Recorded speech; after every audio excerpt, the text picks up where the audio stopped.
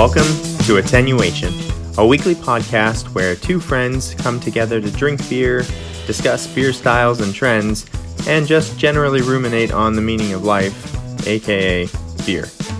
If you enjoy your time with us, we invite you to become a weekly listener and subscribe to the podcast. Without further ado, here is this week's episode.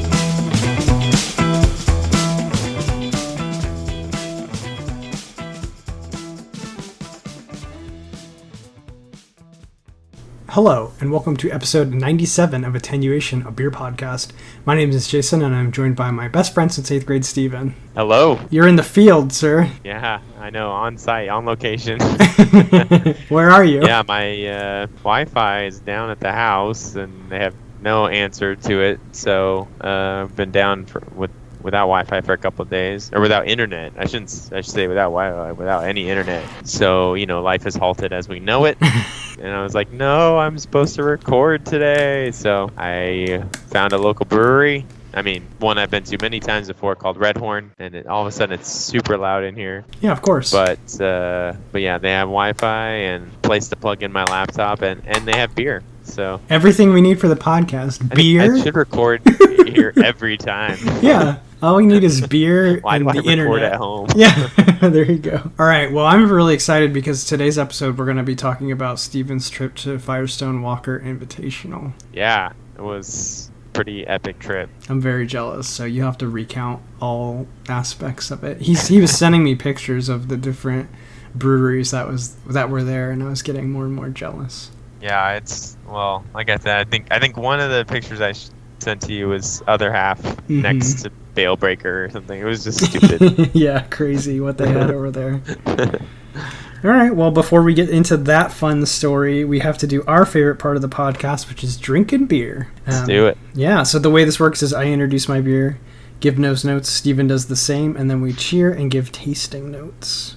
So I am drinking. So now, it's been a while since we recorded, but a while ago we talked about seeking out banana stouts.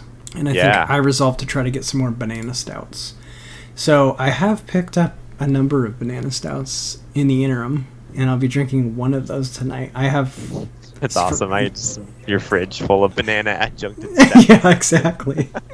It's going to be my new mini series, right?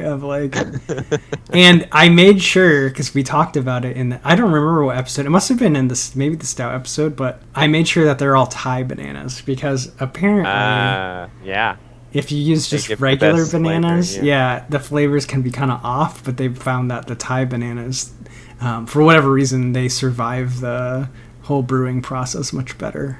So this is from Cycle Brewing. So I think this is the first beer I'll have had from Cycle. And it's Naaner. So it's bourbon. No, it's not bourbon. It just says barrel-aged banana bread stout. So it has... Epic. Yeah, it has Thai bananas, cinnamon, and clove.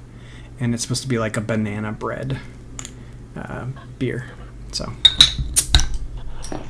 And it's actually not that strong. It's 11.2%, and it's kind of a tiny bottle. I don't even think it's 12 ounces. It's 11.2 ounces. Oh, wow. They make that bottle look so big on Tabor. I know. I got this on Tabor. You can never tell because... Well, I guess I should pay more attention to the size of the glass, because they usually have a picture of it poured into the glass. Right. But I swear, sometimes I think I'm getting the giant bomber. And I could read the ounces, the size. But you're right, the pictures are always deceptive. Yeah. Okay, wow. This nose, tons of clove and banana, booze note. It really smells like banana bread. It smells like... My mom used to make zucchini bread with chocolate chips in it. Oh, I should ask her to make that. She hasn't... When I was a kid. Yeah. And that's what this smells like. So a lot of this nice baking, clove, cinnamon, it just smells like bread. It smells like freshly baked bread. And then almost like a chocolate, definitely a chocolate note. And then that banana. I think this is going to be good. Awesome. All right, what are you drinking today, sir? Well, I'm one beer in. Oh, nice. I already drank I got some food. They have really good Mexican food here, actually. And I drank a sour. They have a margarita sour. Oh, sick. That's just agave lime, and it's super solid. I've had it multiple times before, so that was really good. So I went back up and got a second beer for the podcast. Their sort of flagship blonde is called Trail Runner. And again, this is Red Horn Brewing here in Cedar Park, Texas. So Trail Runner Ale is their blonde flagship. And they've done a few iterations, like fruited iterations. The one I've had was peaches and cream. This is strawberries and cream. This is strawberries and cream blonde ale, Trail Runner Ale from Red Horn. And it poured like this really nice, like almost like pink hueish, hazy color. Kind of just has a slight pink hue to it. Looks like grapefruit juice. Yeah, and it just does this awesome like strawberry milkshake smell to it, like not like fresh strawberry, but like strawberry, like Hershey's strawberry syrup. Nice. With like a touch of vanilla, a nice like ready malt backbone coming off the nose too. It smells really good. Nice. All right, cheers, sir. Cheers. Okay, this is really good. I want more cycle stouts. It's kind of it tastes a lot like the nose. So there's banana, cinnamon, clove, chocolate. I'm surprised because it's only 11%. It does have a pretty strong like booze hit kind of after the development, and it's pretty sweet, but I would say it doesn't like cross that boundary where it gets too sweet, but it's very close. It nice. Gets right up to the boundary and kisses it, but then it like backs off. So I like it. I think this is the perfect size to drink because I would definitely classify this as like a dessert stout. I feel like I'm drinking chocolate banana bread. Yeah. That's awesome. No, that size is probably perfect for the ABV and what you're drinking and stuff. So, yeah. Nice. Definitely a slow sipper. We didn't talk about this in the pre-roll, but, there was the battle of the Florida breweries for a while there with Cycle giving Cigar City... Funky Buddha, sorry. They were giving Funky Buddha crap for selling out. Well, Funky Buddha bought themselves back. Did they really? Yeah, so they're independent again. So. That's awesome. Did Cycle Brewing for an olive branch? I don't know. I haven't. They pretty much stayed silent on the whole issue, it seems. They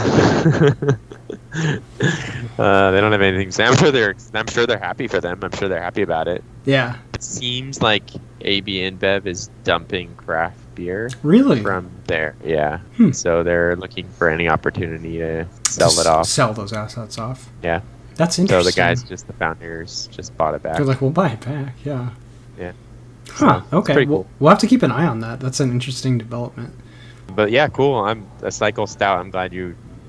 Was that your first Cycle Stout? I'm pretty sure. I'll have to check. But I don't... You gotta start doing the like Monday, Tuesday, Wednesday. I know. Those do pop up on Tavor. What is the highest rated weekday one? Do you know? I think... Sunday, I'll maybe? look it up. I think it's... Or Friday. I think it's Friday, maybe. Okay, I'll look it up. Wait, tell us about your beer and I'll find out for you. All right. This beer's really nice. I mean, it's not super complex, but it's a nice, easy drinker. Just a nice blonde ale with some good like honey notes. So it's just a tiny bit sweet, but the strawberries really come through nicely. Like it's not, like I said, it still comes through a little bit with like an artificial strawberry flavor, but in a good way. Just sort of like a strawberry and vanilla milkshake kind of flavor, like sort of aftertaste that just runs through the whole thing. It lingers on the tongue afterwards. Just a nice summer beer, nice lightly fruited blonde ale. Just some nice flavor that goes really well with this blonde ale base. So I like it. I dig it. I loved the peaches and cream one, so I was excited to try this one. Yeah, those sound really good. And I'm not even a huge strawberry in my beer. I don't love strawberries in my beer, but this is a good balance. They pulled it off well. Yeah. I'm having trouble telling because they have a lot of like one-offs where they do like special ones that are pretty highly rated. But what did you think it was? Saturday? No, I thought it was either Sunday or Friday. Okay, we'll postscript it because we haven't had a good. Look them all up. We haven't had a good postscript in a while.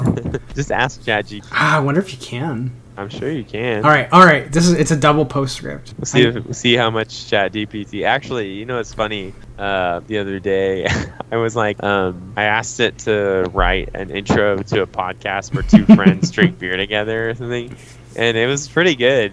came up with a really catchy little intro. I That's was like, awesome. oh, this is the future right here. This is our new. We're just gonna let Chat GPT script out our whole show for us. Yeah. Do you use it at all?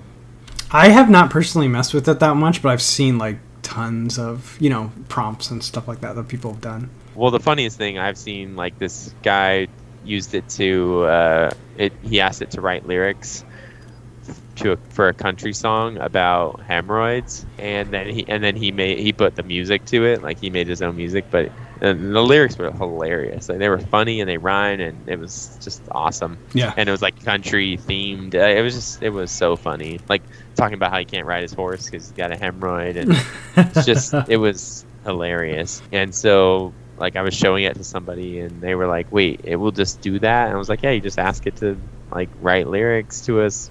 Or whatever. Like you just ask it for anything, and it will pretty much come up with something. And they were just like blown away that it could do that. Oh yeah, it's pretty impressive. Like, I know I was hearing some interview about because what a lot of people use it for is if they write articles online, they'll let it do like the first draft of it, and then they come in behind it and like edit it. Yeah. So they said that it's kind of like. Like Kasparov, the chess champion or whatever. Is that his name? Mm-hmm. Because the computers can beat, like Deep Blue beat the human or whatever.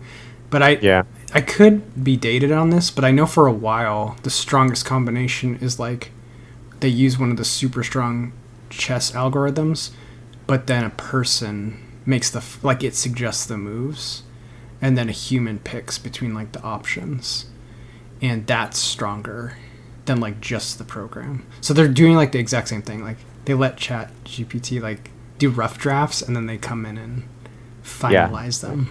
But it like massively increases their throughput because they don't have to spend as much time writing the rough drafts. It's a weird time to be alive, dude. Yeah, it is. So I mean, I just asked him to do stupid stuff. Yeah. Well, we're gonna ask it to tell us the Cycle Brewing Stouts days in rank order of Beer Advocate, and we'll see if it can handle it. Probably can. We'll report back on our next episode. All right. So, thumbs up or thumbs down for you? Oh, thumbs up for Yeah. sure. Okay, good. Thumbs up for me. Double thumbs up. That's good. Everything Red Horn does is awesome. I love it here. All right. So next we have postscripts where we correct things from previous episodes or updates, like we just made one just now. We have beer news, and then we have story time with Steve. I don't think we have a postscript, but we definitely have lots of beer news. And then our main topic is basically an elongated story time with Steve. Yeah, it is. All right, so I have the first bit of beer news. Okay. Steven, I think I have a problem. But you do. You have so many. But we talked about it in the pre-roll. Which one are you talking about? So I know you have it too. And I don't know. I would love to know the stats. I'm sure they'll never say, but I got invited to Tavor Plus, which is an invite-only program they rolled out for their quote-unquote biggest supporters. So, yeah, the people that spend the most money on Tavor. I don't know what... I wonder what's the threshold? Or, like, what percentage... Because it'd be very clever, cheeky marketing to be like, they just sent it to everybody. It's like those credit cards, like, oh... There's, like, the true... This guy's, like, done one box. Uh-huh. Like, wow. Because it doesn't seem... It's just a money grab for them. Basically what it is, it's like $120 a year. And it's just Fast Pass for Tavor, basically. Like, if you're familiar with Disney. It's going to get you earlier access. There's going to be exclusive beers. And you get, like, first access to waitlist. So it's going to offer... I assume it just offers the waitlist beers to everyone on Tavor Plus first, and then if it doesn't fill up, it'll hit the general population. And there's also free shipping if you get to 12 beers in an open crate. So it kind of pays for itself, but not really. You'd have to get... I mean, if you're consistently doing boxes, I guess. But it's $15 for a crate.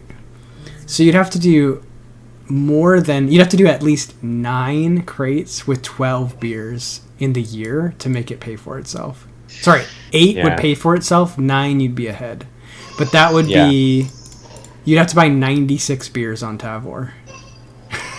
So I guess the benefit is like trying to get early access to stuff? Yeah, I think that's the true benefit is that you have early access... Oh, it says on all releases. So you get first crack at everything. they're going to do exclusive beers for only go out to Tavour Plus, and then they're going to give you first crack at waitlist beers too.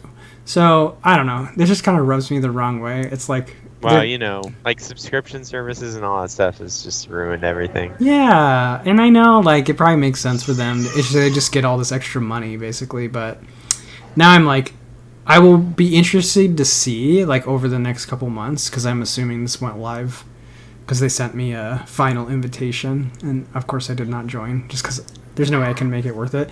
But yeah, I will be interested to see like if some of the best stuff like dries up because it's never making it to like the general population. Yeah, we'll see. Yeah. I doubt it. Well, I mean, maybe you won't ever know, right? It's like survivor bias. Like you'll think like, what did I miss? Something that never made it to the general public. That's true. But I don't know. I just imagine like if I don't see Rusty Nail next year, I'll know. Because they've had it every year. I'll be like, dang it, the Tavour Plus people bought it all. But yeah, we'll see. So it kind of irks me, but it is. Was that a pre-order, or was that something you could just put right into your box? You could put that right into your box. Oh, nice. Cool. Which is pretty cool. I was actually surprised they didn't pre-order that one. I don't really know, like, maybe that one's not a good enough seller. It does seem to sell out pretty fast, though. I don't know, like, what their cutoff is for, like, what they decide they're going to pre-order or whatever, but they're probably still playing with it. Because I feel like even the pre-order is kind of new. Because I was complaining about pre-order, too. Yeah, I mean, I've talked about this before, but the way I play it is, like, I only do a pre-order if I have an empty box, and then I just pre-order it, and then I don't add anything until that thing is added to my box. That's actually really smart. So I'm never, like, close a box, and then all of a sudden the pre-order fills, and now I have another box open. So yeah. So I just got one. I just got one like a week ago. The pre-order that started that box actually was a Nightmare on Brett from Crooked Stave in Denver, but it's the blackberry version. Oh, nice. So Nightmare on Brett is, I think, like, if I had to make a top 10 list of beers now, it would definitely be on it. It's like something about a sour dark beer. Mm-hmm. It's just, you don't see them very often. Yeah. But they're just so good. Like sour cherry stouts and stuff. Like, that's just the best. Yeah.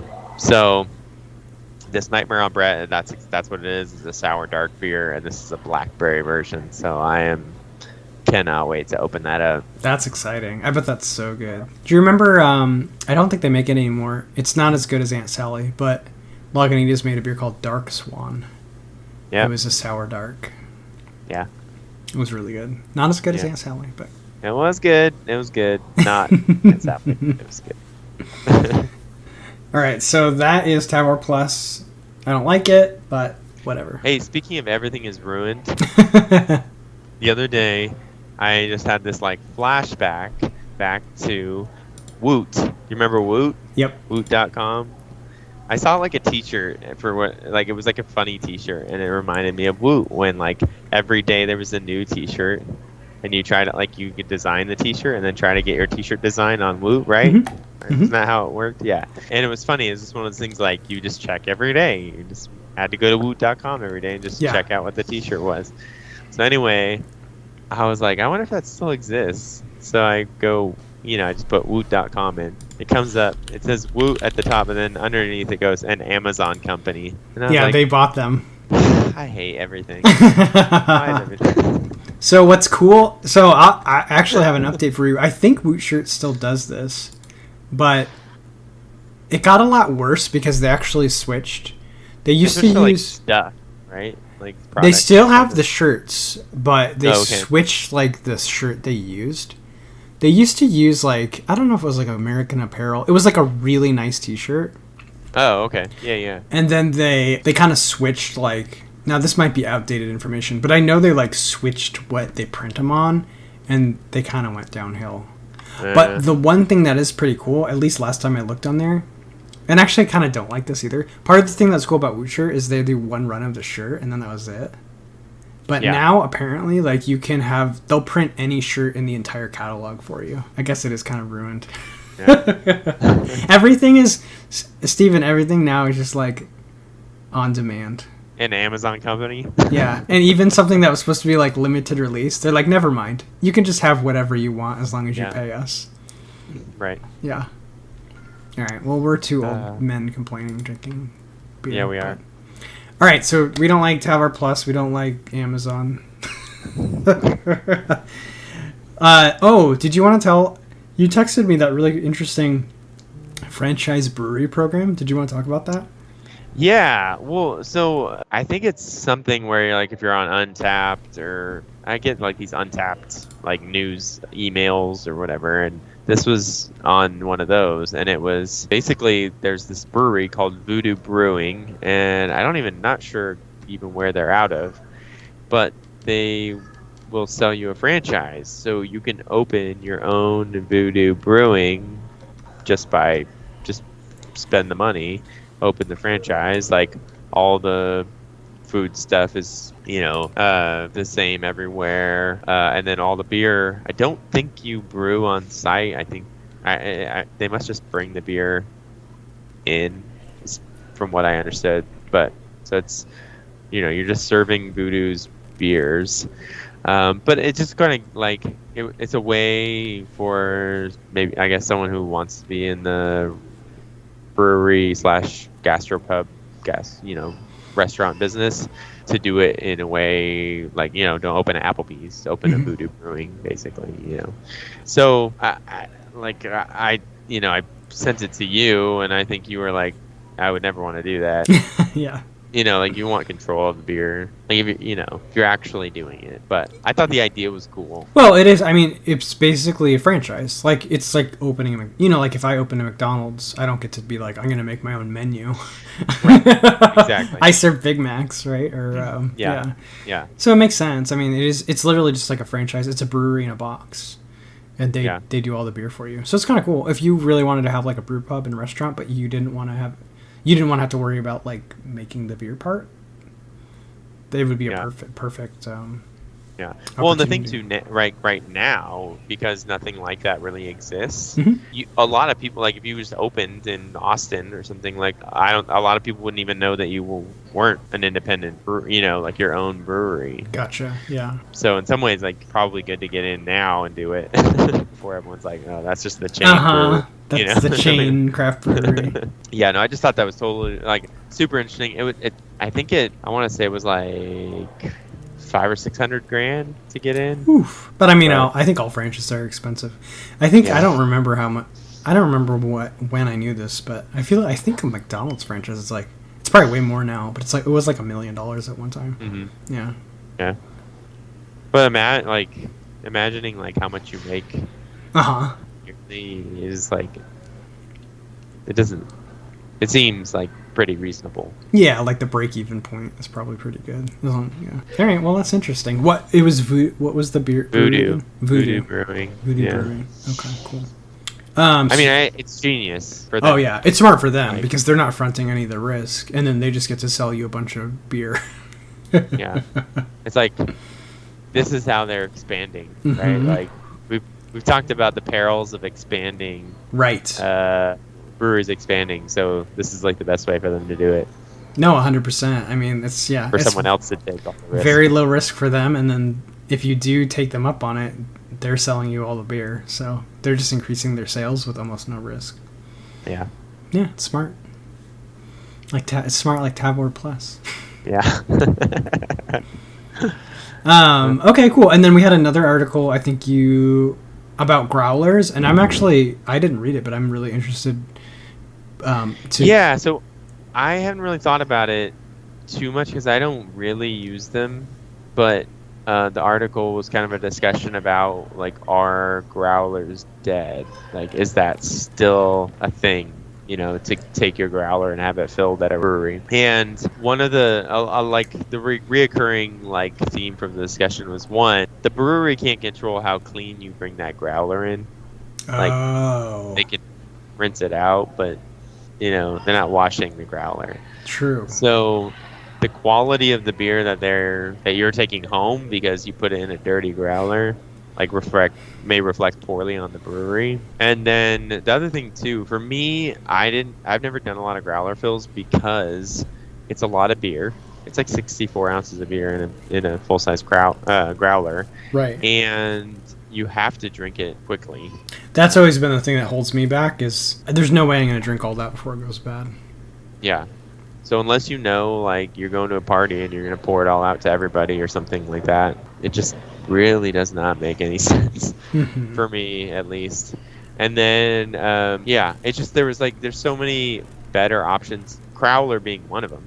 You know, at least the Crowler's going to last a little bit longer. And they have control because they know the can is clean. Yeah, they're doing it from their own can. And then there's just like so many to-go options with, you know, even the small breweries are canning their beer, are putting little small canning lines in, and they almost all have some of their stuff at least in to-go cans. So it's like,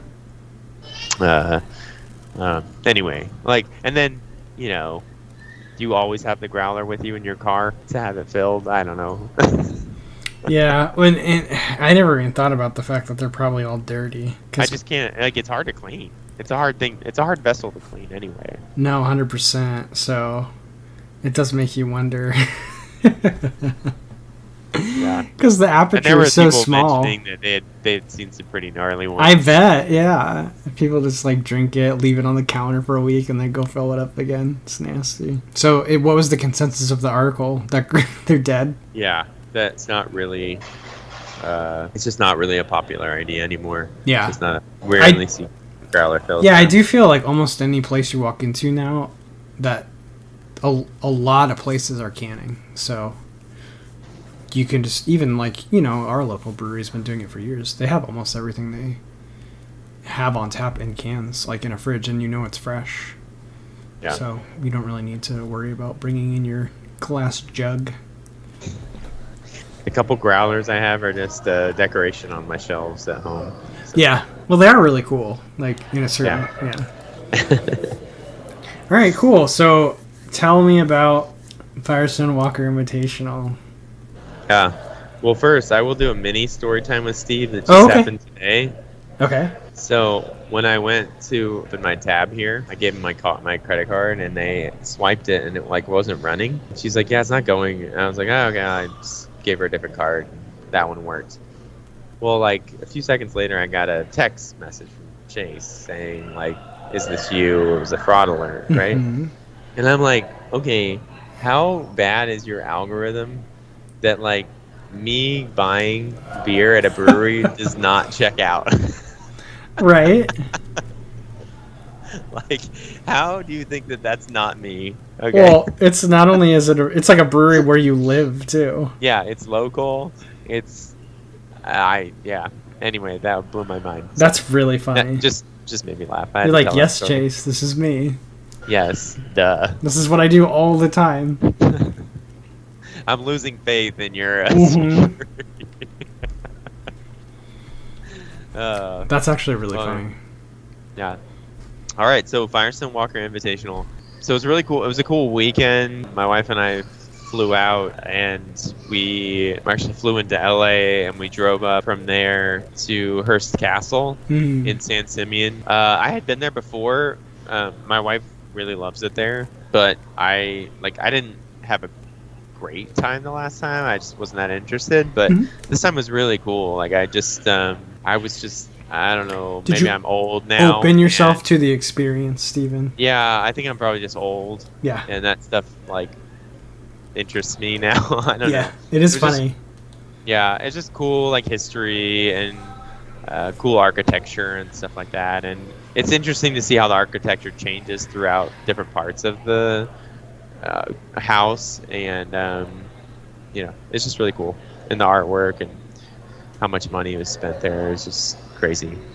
So it's just a really cool day. And actually, we took 2 different tours. The second tour was like at the end of the day, and we were the only ones on it. So it was our own like private tour with the tour guide. That's awesome. Yeah. And then it was cool because we were talking to her towards the end. She was asking us like what else we were doing, and we said we were going to the beer festival. And she's like, "Oh, that's awesome. You know, Matt Brindleton, who's the brewmaster at Firestone Walker, she's like, his mom is a tour guide here at Hearst Castle. So that was pretty. Wow, small She's like, world. so I'll tell her that, you guys mentioned that you were going there. So that was awesome. And then I was like, dude, why do you make your mom do tours at Hearst Castle? She should be like sipping Mai Tais on the beach somewhere. Right? But anyway, She might enjoy. It might be one of those things like where she just must. likes She it. probably likes it. Yeah.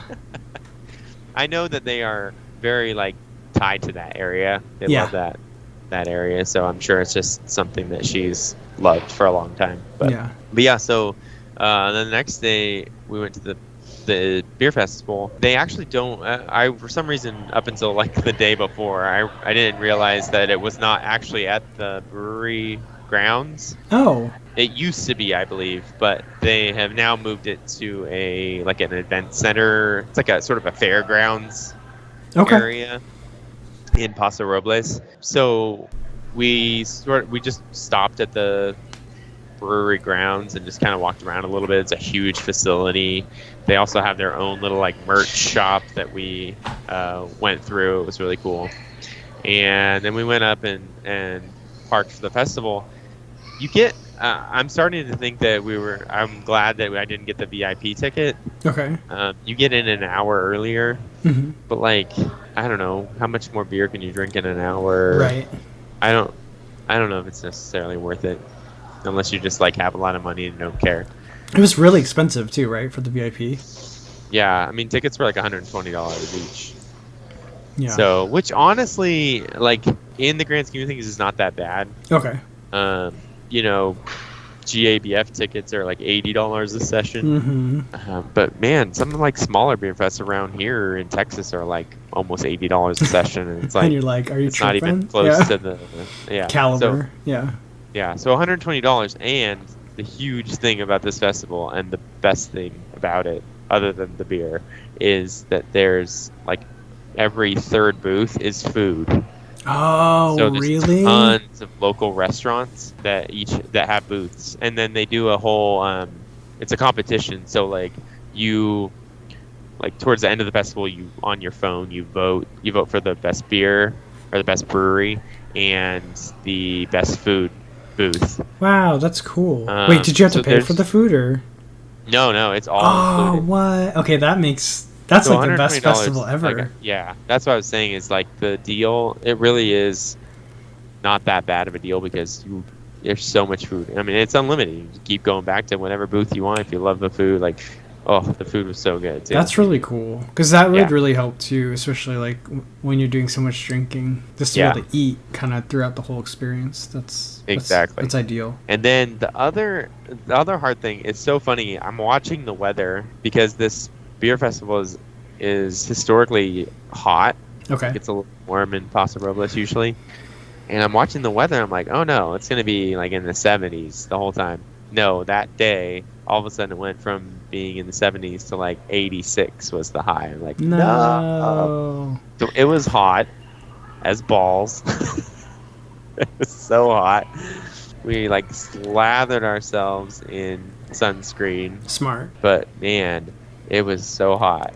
And that was the hardest thing was like some of the beers are barrel aged imperial stouts. It gets like some of the hot, like the top beer, like the beers you want to taste at this festival, and they were so hard to drink in this hot weather. So in a lot of ways lagers were king. Yeah, I bet. They're kind of like that's the trend, right? Like I know, I hate it. Really? I'm the barrel aged stout guy. Come on. Yeah, no, I mean they will never go away. I know. But there is a huge demand right now for craft breweries to go back to doing craft lager. Yeah. So you saw a little bit of that for sure, and that was kind of the theme, right? Like a little bit like the Great American Beer Festival. You got the like big stouts. You have some cool sours, and then like lagers were the next thing. There were some hazies and IPAs, but not even close to being the stars of the show. It was definitely the sours. I would say the sours and the lagers, with the stouts coming in behind that. But yeah, other than that, I'll open up. They have Great American Beer Festival has an app The Firestone Walker app is really nice. Oh, Like, their app is good. That's so nice. yeah, it's a really nice app. And I was able to like keep up with tracking everything that I was drinking, and it like links to Untappd. So like, Oh, cool. yeah, it's really cool. So I have good numbers from this beer festival. I tried 23 different beers. I like think. that you have all your stats. That's awesome. Yeah, or 28 beers, sorry. Okay. 28 beers. And also the thing about this beer festival is that the pours are legit. Oh, do really? they do not hold back. They fill that whole taster glass. And it's like a decent sized taster glass. Oh, so they're not messing around. No, I'd say it's like 5 to 6 ounces at least. Really? Yeah. Oh, dang. That's crazy. Was there pour-off stations? Yeah. Okay. Yeah, but you know, when they give you 6 ounces of If it's really good, yeah. yeah, you're like, I'm not wasting this. No, that makes sense.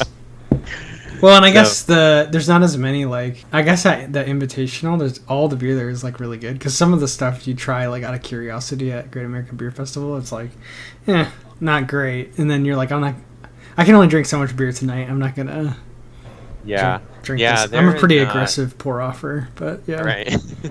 Yeah, there's not a lot of bad beers at this. That makes sense. Yeah. So wait, can you see like can you tell me your top 5? yeah, for sure. Yeah. Okay. What were your top 5?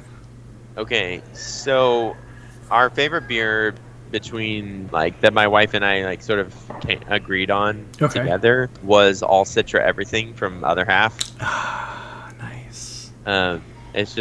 It was so good. My wife is a huge like hazy IPA person, and it was by far her favorite beer of the whole festival. It was so good. They had another one called Broccoli that was okay, but All Citra Everything was really good. Okay. And then for me, my top beer was called Wild Sinister Kid. Okay. From Trillium. Oh, of course. That was one of the ones you posted. You just texted me a picture of the pavilion that said Trillium, and I was like, that was an exciting booth. But yeah, so this beer is a blend consisting of 80% bourbon barrel aged beer and 20% wine barrel aged beer, conditioned on whole blackberries and Cabernet grapes. So it was this like high ABV sort of darker sour. Mm-hmm. And on the app it listed as 10%. But when I got up to the booth, the sign on the keg thing said 12.8%. Oh geez. I was like, dude, this is 12.8%. He's like, oh yeah. It was so good. It did have like this slight alcohol burn, but for the most part it just gave these like great like fig, blackberry, raspberry, cherry notes with some like vanilla, and a little bit of like raisin, like dark fruit raisin. That sounds so good. And that like biting sour. Perfect. Wild biting sour that we love. Like, oh, where it's like painful. Yeah. Awesome. Yeah. What was that called again? Wild Sinister Kid. Okay, if I ever see it.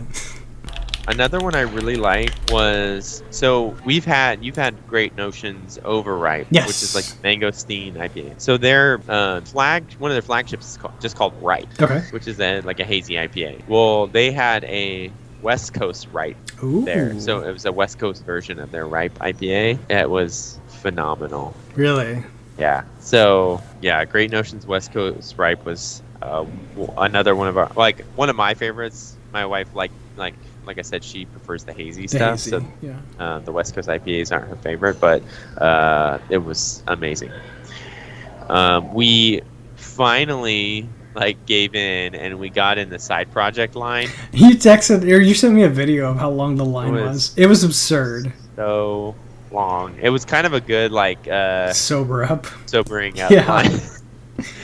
Wait, how long did it take you to go through that line? It was probably a half an hour. Wow. And but if you have a couple people in line, yeah, you just send the other person out, and they would get pours of stuff, and then come back, and you were smart stuff in line too. Smart. So, and then we were talking to these people in front of us, and the guy was funny, and he was like, "Hey, have you had the Italian Pilsner from this there was a brewery from Italy there, and I was like, no, and he's like, you need to try it, and he like just leaves the line and then comes back with it. Like, wow. he takes my glass. Yeah.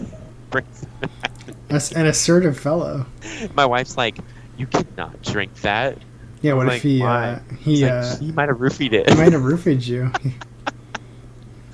I was like, I don't think he's roofing me, but I don't know if that happens at beer festivals. Your wife is smart. Yeah, way smarter than me. Yeah, and I get that many beers in, I'm like, yeah, sure. You're like, whatever. Yeah. But side project was well worth the wait. The beer barrel time. Let me pull that up. So it was the beer barrel time in Van Winkle 10-year bourbon barrels, aged for 25 months in those barrels. Wow. And it was one of the smoothest barrel aged stouts I've ever drank. It was like drinking melted dark chocolate. It was just with like bourbon notes. Like, it was just so ridiculously good. That was one I was like, I just wish Jason was here. Yeah. Because it was fantastic. So good. But they also had a Saison, which, me and Saisons don't have a great relationship. A troubled relationship, yeah. It was phenomenal. Really? Yeah. Sometimes, like, for me, they're not sour enough. Okay. But this was plenty sour. Just, yeah. Everything they're doing at Side Project, I think, is probably awesome. I think they're wild stuff. True, like, Jester King level. Yeah. Like, wild farmhouse terroir stuff. Terroir, yeah. Yeah, so that was worth it. Long line, but worth it. There's another long line at Green Cheek Brewing. Oh, I don't even know who that is. Yeah, I think I should probably actually look it up. I think they're from San Diego. Yeah, Costa Mesa. Okay. Yeah. It was really funny. The line was super long, and we're waiting in this line. We start to see people coming up from the front, and they're drinking like this. It has like watermelon and stuff in it, like. It's just this very like fruity drink. Okay. Well, it turns out it was actually like a agua fresca that they were serving, like alcoholic sort of like sparkling watermelon thing, and that's what everybody in line was getting. Oh, okay. Because it was so hot. Yeah, it was like a nice refresher. So I think my wife got that, but I was like, no, I actually want a beer. So I got a IPA from them called Cocoa Hut. It was like a coconut sort of milkshake IPA thing, and it was super good too. They ended up winning Best Brewery at the festival. Like the People's Choice was Best Brewery. Because of that, I guess probably because of the watermelon. Yeah. I was like, that was a stupid choice. Yeah. But people gonna vote. I guess that's what happens when people vote. So those were definitely the highlights. By the time I made it to Weldworks, they had kicked like everything. Oh no, really? Yeah, it was crazy. So stuff was kicking. Yeah. It was definitely late in the festival when I finally got over there. That's the other thing too, like you just can't get to everything. Especially if you waste a half an hour in the side project line. Like it's just it's just a lot. There's so many beers. Yeah. And even when like I had told people I had tried 28 beers, they were like, "Oh my gosh, that's so many." And I'm like, it wasn't enough. Yeah. It wasn't enough time. Let me think of I'm like going through my list of some of the other stuff. Oh, I sent you a picture of this too. I had the E.H. Taylor barrel aged Bigfoot barley wine. Sierra Nevada booth. And I think I told you I needed a cigar with that one. Yeah. That's 100%. That was a hard one to drink in the heat too. Definitely, yeah. But I will tell you the one. So that was super good, super complex, great like tobacco notes to that. I just needed a cigar. The one that just absolutely blew me away, and I guess I'm sure I've had this at the beer festival, but I just didn't remember a lot about it. Was the Hunapoo. Yeah. So this was 2023 Hunapoo from Cigar City.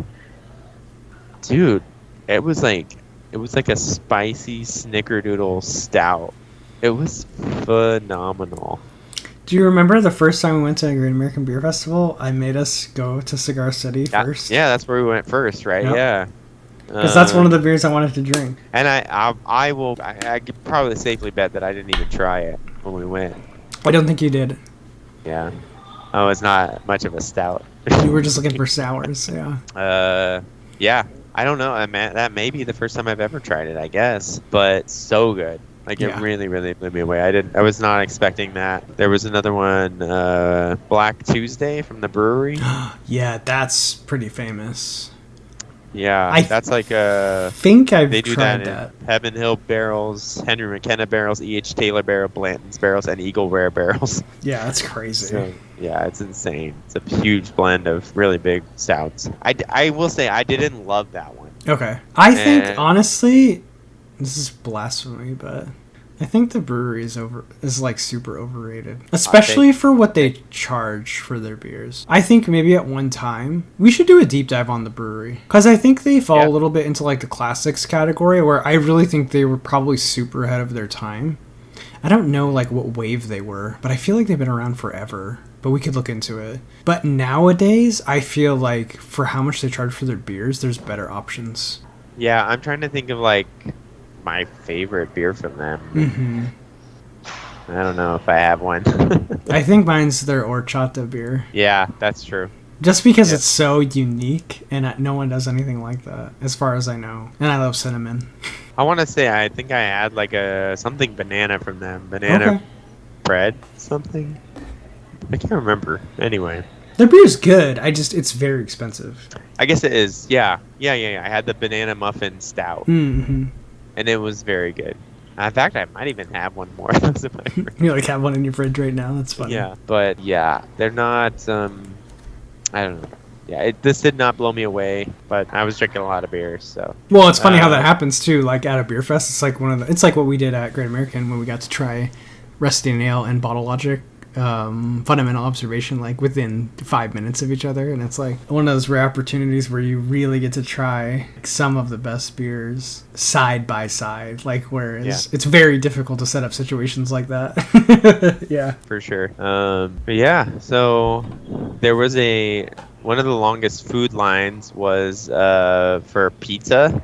Okay. This pizza place, and we didn't ever get to try it. So they actually ended up winning the People's Choice Award for best food. Well, it turns out they're from San Luis Obispo. Well, that's where we were staying that night. So we got to our hotel in San Luis Obispo and we ordered pizza, and I went and picked it up from this place. So that was pretty cool. That's so funny. You're like, we're going to the source. And I got in there and I was like, "Hey, did you guys hear you won best food?" And he was like, "Yeah." My boss was like super excited when he came in. So that's awesome. It's like have you ever had Detroit style pizza? I'm sure you have, right? You're from Michigan. Is that? I'm thinking of Chicago style. Like Little Caesars was technically like a Detroit style when it was like square. Oh, okay, yeah. So like Detroit style is like square. They put a lot of sauce like under and over the cheese. And yes. Okay. It's sort of a deep dish but square pizza, and yeah. We absolutely had that in Michigan, because I remember there was a pizza place. I'm not gonna remember what it's called, and all their pizzas were square. Yeah. Yeah. And it was good. It was like thick. It was so good. Yeah. Yeah. So that's what this was. We have a restaurant here in Austin called Via 313, and it's Detroit style. Okay. So yeah. But yeah, that's how this was too, and it was delicious. I should have remembered the name of it, but that was in San Luis Obispo. So that was cool. I'm trying to think. There was some fun. There was like one of the buildings like where they would have fair exhibits or whatever. You could go in and they had like the merch area where you could buy T-shirts and stuff. Mm-hmm. But they also had some vendors. Like one of them was the like little shot of like hangover prevention or whatever, like a little 5-hour energy kind of like size shot that has like a lot of the things that was in that pills that we took, some milk thistle, like same like ingredients, all these, like, liver protective stuff. Those pills worked. Hell yeah, we were like, hell yeah. We took those, and I think it ended up working. Like I was fine afterwards and the next day. So yeah, I swear by those now. Yeah, and I took the pills too. I took the pills, and I was. You're like, I'm not messing around. Hopefully, you can't overdose on milk thistle. Right, you're gonna have a milk thistle hangover. Oh, and then they had this Firestone Walker test your tasting abilities thing. So you went up to they had different stations. You went to the one station, and she had 4 glasses there, and she was like, okay, this is the IPA station, okay? And there was a long list of Firestone Walker beers. She's like, I'm gonna pour 4 beers. They're all gonna be IPAs, and you're gonna you have to tell me like which one is which, like which one of these, you know. That's so hard. Yeah. So first of all, you had to know which 4 from the list were IPAs. Yeah. Because they listed all the beers. Oh, dude. So I knew enough that like I knew which 4 she was pouring. Okay. And one of them was like collaboration with Alvarado Street Brewing, I think, in Monterey. Okay. They brewed like a welcome beer for the festival. So okay. that's like they gave you that on the way in. So I had already had that one. So like, and then one was Mind Haze. Yep, I bet. Union Jack. Okay. And I can't remember what the 4th one was. But anyway, I had a general idea of like which each one would like kind of look like and taste like. Okay. So I went through. So you had to smell them all. Okay. You had to look at them and decide which one it was. You had to smell them all, see if you wanted to change, and then taste them all, see if you wanted to change. Okay.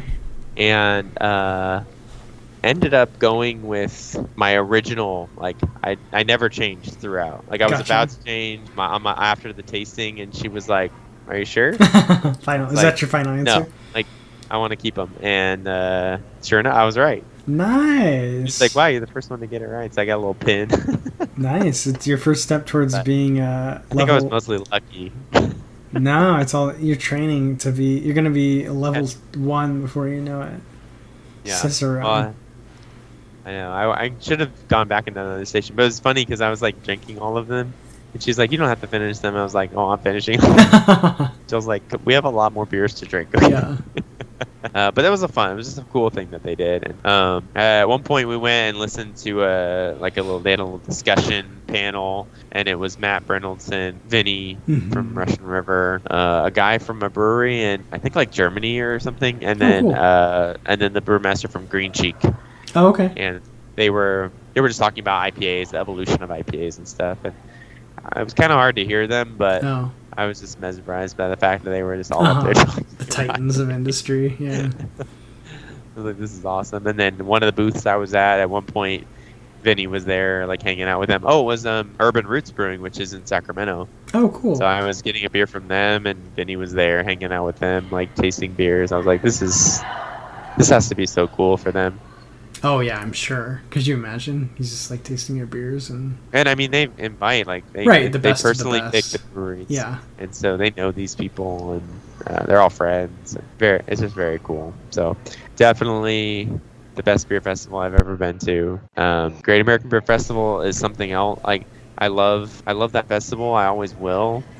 But these invitational beer festivals are a different level. Okay. So you would definitely go back? Yeah. So I get to go with you next time, right? For sure. Okay. Yep. Yeah, it was made for you, honestly. Really? Yeah, just because, I mean, the stouts you can get there. Yeah, I think I'd be in heaven. Although not if it's Stouts. 90 degrees. Yeah. Hopefully it's cooler. Yeah, the heat is, it's something else. You got to battle with that a little bit, but... I mean, I'm up in Sacramento, so it's 100 plus. It's like 109 tomorrow or something like that. So 86. You say it was 86? Yeah. I can hang. It was a high 86, but just because like there's not a lot of shade, you gotta seek out shade. We'll bring an umbrella. We'll bring umbrellas. Yeah. And misters. But it was just it was just a cool vibe. It didn't really feel crowded other than the few like really long lines, but it just it's just a lot of space. And the food, man, the food was just, not only was it good, but it's free and unlimited, and yeah, that's really it's cool. just a nice like break from drinking beer to get some food. So that's a huge perk, honestly. Yeah, you don't need a pretzel necklace. Yeah. But yeah, it was awesome. Cool. Well, thanks for reporting. 10 out of 10 would recommend. Yeah, I gotta make it out there. So we'll have tickets to are hard to get. I know. It's funny, like how people were like, they were saying how hard it was to get tickets and stuff, and I was like, well, I mean, I think if you're just on there at the time, and you're clicking refresh, you'll get them. I think you'll get them, but you gotta be if you're not, like, if you find out a few hours later, like, oh crap, I'm gonna jump on, like, no, you're too It's late. sold out. Yeah, you got to be ready. Yeah, some events that it can be very difficult to get tickets for, but we'll try. Maybe we'll go next year, or the following year, when my little kiddo is a bit older. All right, sir. Yeah. Well, do we have anything else to add? No. It's been how long has it been since we recorded? 2 weeks at It's been a least. while. I haven't done a whole lot of beer tours. Oh yeah, how's that going? How's it been going? I haven't been doing very many. He hasn't had a whole lot booked for me, and Okay. I've been working my regular job Yeah. for extra, so I haven't had a lot of extra time. Gotcha. But I have been able to check out a few other breweries that I hadn't been to before. I picked up a really good. I was actually going to drink it on this episode, except I didn't really want to bring a beer to a brewery, Yeah. so I'll drink it next episode. But it's from Lazarus Brewing in Austin, and it's a Flanders. Oh, cool. You know me, sour dark ales. It's the good stuff.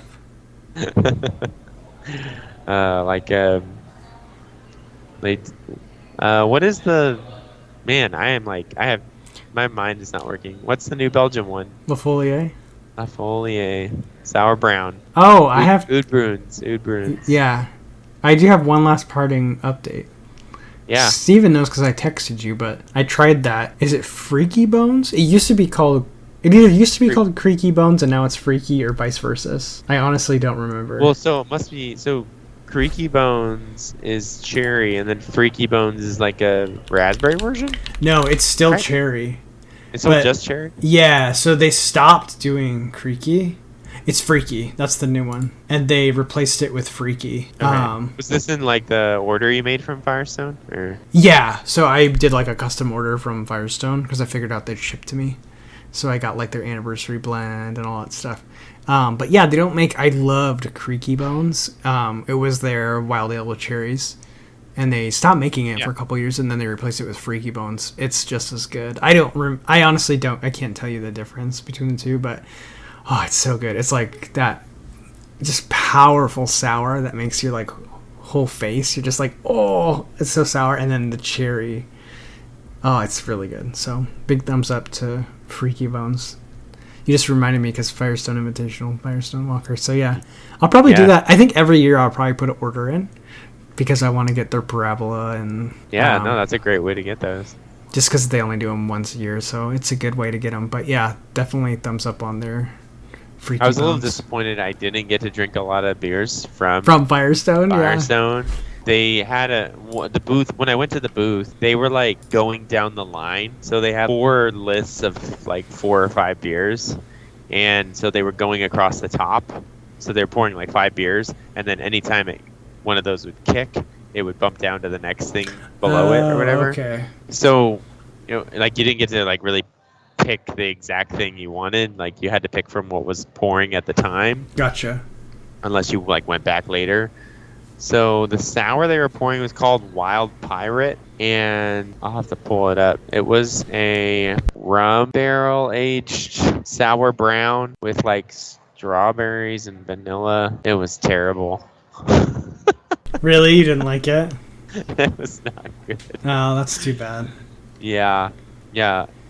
Barbados rum barrels for 5 months, aged in bourbon barrels for 3 years. Sour brown ale aged in bourbon barrels for 3 years, and then rum barrels for 5 months. And then they took it out and fermented it on strawberries and vanilla. Like some things are just like, I don't know. That one sounds bourbon and rum. Yeah. And strawberries and vanilla and a It's sour brown. It's too much. Yeah, it was not. I couldn't handle that. No, that makes sense. So I was a little disappointed I didn't get to try. There was some sour I wanted to try from them, but it was like way down the line. And by the time it was pouring, we were probably done. There was one dude. So we like found a seat in the bleachers to get ready for the awards presentation. And some dude was like in the bleachers next to us at the top, just puking his guts out. Oh no. We're like, man, I'm so glad we didn't get to that point. Yeah. So you But guys it's were so okay. hot. Like if you're not prepared, like and you're not drinking water, I can totally see it happening. Oh, but easy. You take the milk thistle before. You got to. All right, all cool. about the milk thistle. Yeah, you really turned me onto it after that last trip. All right, sir. Well, I think we can call that an episode. All right. You can reach us on Instagram at attenuation.podcast. You can email us at contact.attenuation@gmail.com. And this has been episode 97. We're slowly creeping in towards episode 100 on our slightly modified schedule due to the increase of my family. It's a slow march to 100 now. She's getting a lot easier, but man, those first 3 months are no joke. Yeah. So yeah, this has been episode 97 of Attenuation, a beer podcast. My name is Jason, and I'm joined by my best friend since 8th grade, Steven. That's me. And we were saying cheers, and we'll see you next time we record for episode 98. All right. Cheers, buddy.